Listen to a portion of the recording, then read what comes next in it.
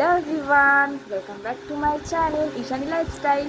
আশা করি তোমরাও খুব ভালো আছো, আর আমি তো খুবই ভালো আছি।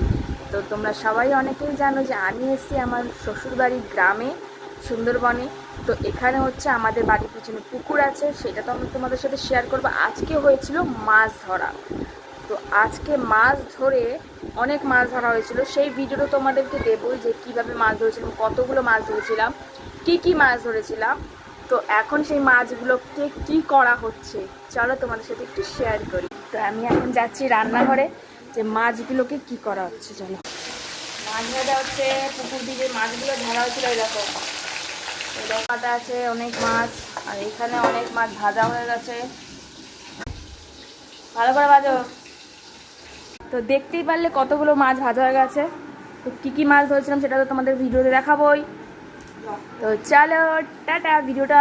আর তার আগে বলি, ভিডিওটা ভালো লাগলে অবশ্যই কমেন্ট করো আর সাবস্ক্রাইব করে দিও আমার চ্যানেলটাকে। তো টাটা।